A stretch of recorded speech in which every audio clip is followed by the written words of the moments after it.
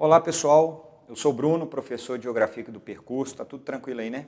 Beleza. O tema da nossa aula de hoje vai ser ciclo agrícola brasileiro. A gente já conversou sobre isso em um outro momento, tá? Já trabalhamos aqui algumas características da agricultura brasileira e na última aula, no nosso último encontro, falamos aqui sobre o primeiro ciclo agrícola brasileiro, que foi o ciclo da cana-de-açúcar. Hoje, então, a gente trata sobre o segundo ciclo agrícola brasileiro, que é o chamado ciclo do café.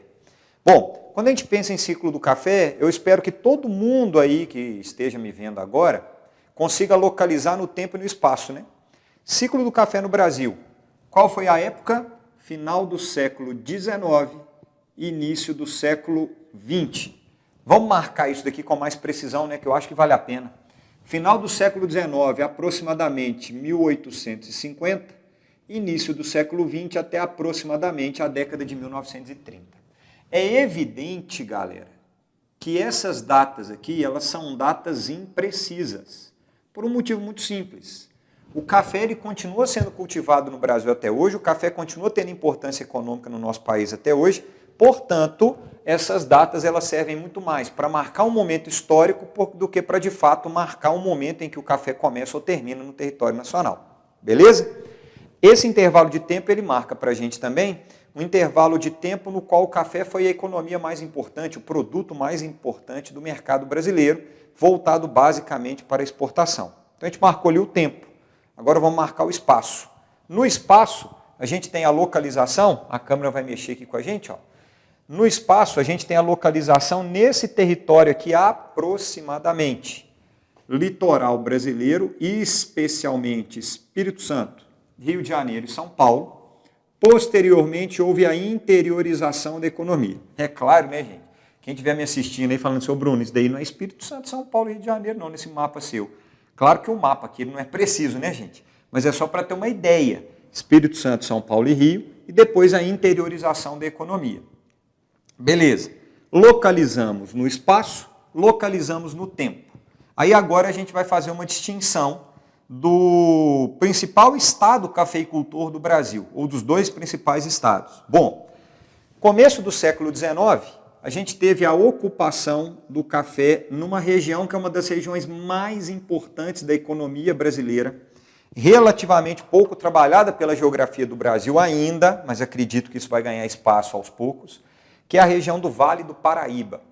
Vale do Paraíba fica numa região de formação serrana, de um tectonismo antigo, ainda período da Pangeia, ou época da Pangeia, que tem um rio, que é chamado Rio Paraíba, que corre nesse vale, que é um dos rios mais importantes da história do Brasil.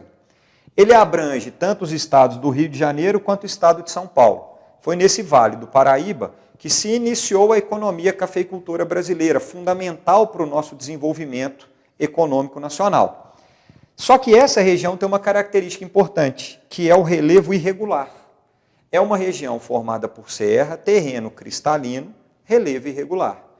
O cultivo em áreas irregulares ele é muito difícil. Ele é um cultivo que demanda um nível de tecnologia relativamente um pouco mais aprimorado do que era antes a cana-de-açúcar. Nesse sentido, foi fundamental, nesse ambiente de elevada declividade, o uso, desenvolvimento de uma técnica agrícola trazida por imigrantes italianos para o Brasil, chamado de técnica de cultivo, técnica em curva de nível. Pessoal, a técnica em curva de nível, ela ganhou espaço no Brasil a partir do ciclo do café pela característica do relevo irregular no Vale do Paraíba, Serra do Mar. Curva de nível é uma técnica agrícola praticada, utilizada até hoje. A gente teve uma aula aqui, para quem ainda não assistiu, tá, galera? Procura aí nos vídeos do YouTube, entra lá no site do percurso.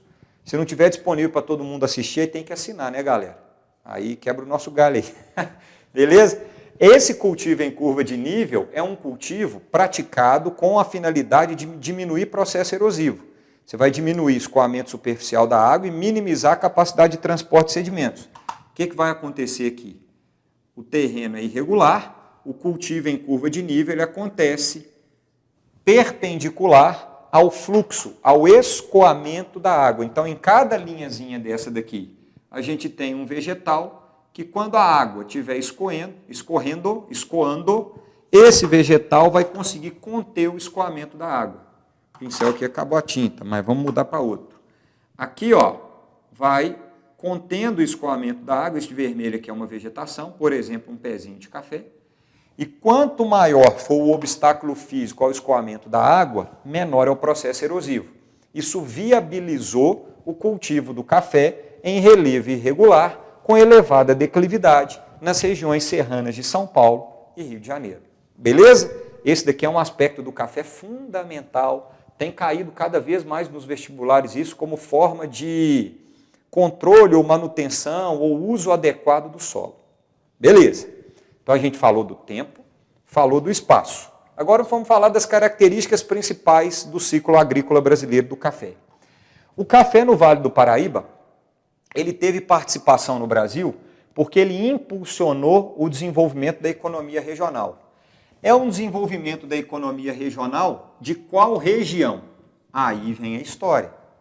Pessoal, quem está aqui no Brasil inteiro me assistindo agora, isso daqui é economia regional com destaque para o Sudeste brasileiro. E esse destaque para o Sudeste com duas cidades como marca importante que o café foi fundamental.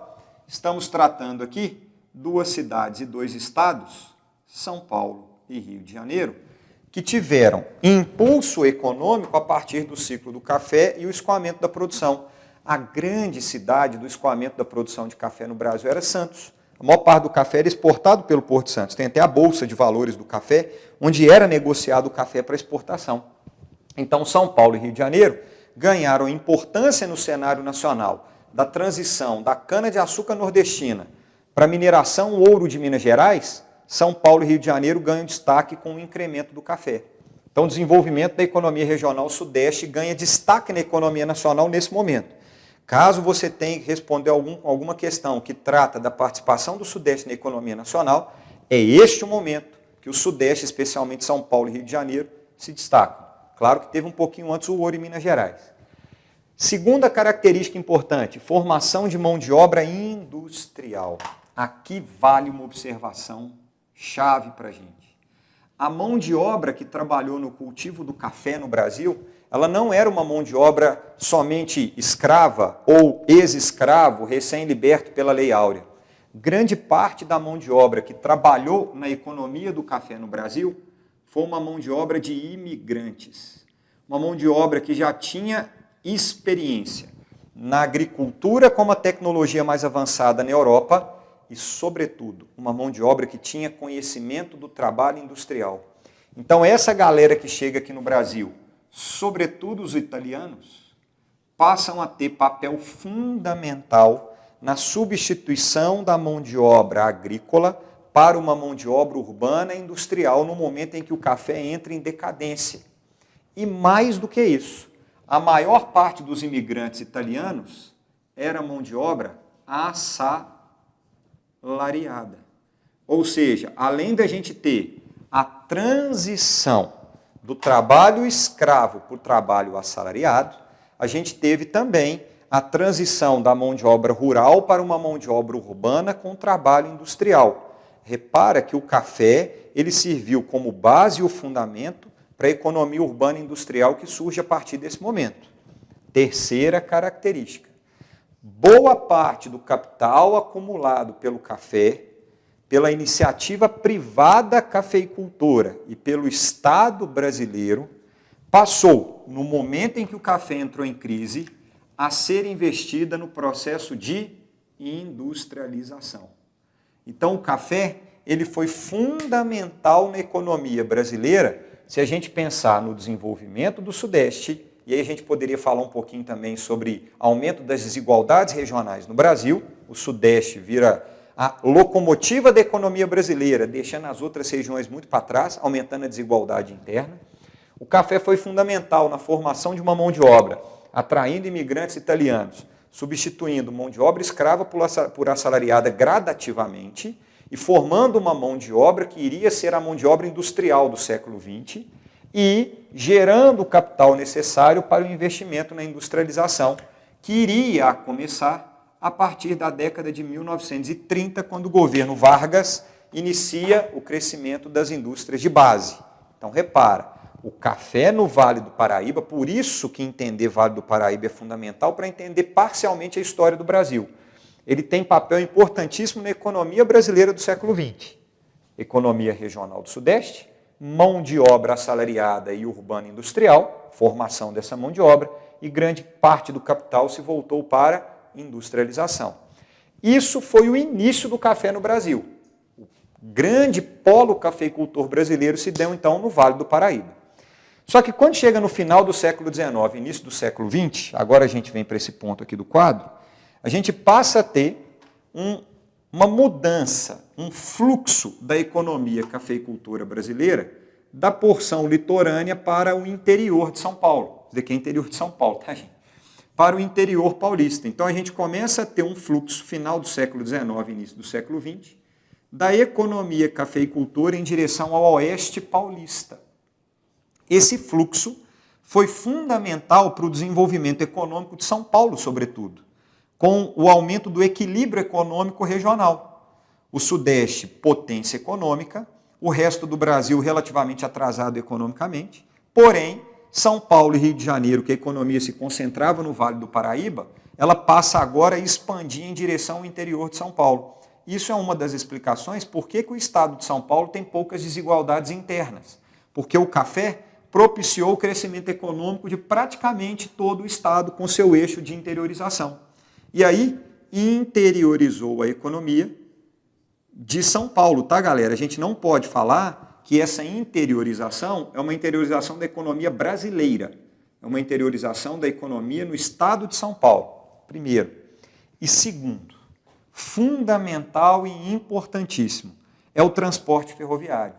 Grandes investimentos em ferrovias, aí é importante a gente lembrar, no final do século XIX, de um personagem fundamental para a economia brasileira desse período, né, apesar de concentrar renda, poder e etc., que era o Barão de Mauá, responsável por investir na infraestrutura das ferrovias, sobretudo em São Paulo e Rio de Janeiro.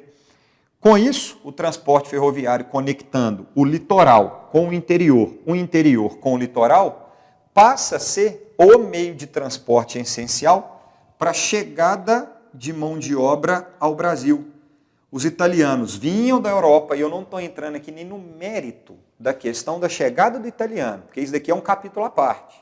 Mão de obra semi-escrava, promessa de terra, promessas não cumpridas, os imigrantes não podiam ter terra no Brasil pela lei das terras de 1750. Então, o italiano chega no Brasil com uma série de promessas que não são cumpridas. Beleza. Só que ele vai chegar, litoral, Porto de Santos, e acaba entrando como mão de obra em São Paulo por meio das ferrovias, chegada de mão de obra. Ao mesmo tempo, essa mesma ferrovia conectava o interior de São Paulo com o litoral, Porto de Santos. Isso favorecia, então, o escoamento da produção para o mercado externo e, especialmente, o mercado europeu. Resultado, o café, seja ele no Oeste Paulista, seja ele no Vale do Paraíba, porção mais litorânea, ele foi fundamental para a história econômica do Brasil, com investimentos em infraestrutura, com desenvolvimento de tecnologia, com a formação de uma mão de obra e do capital, que se tornaria a industrialização do Brasil do século XX. A dúvida que fica é, se o café foi tão importante para a economia nacional, por que esse ciclo agrícola entrou em decadência? E aí são cenas do próximo capítulo. Nosso próximo encontro vai ser sobre a crise do café. Beleza, galera? Um abraço a todos, bons estudos e até a próxima. Valeu!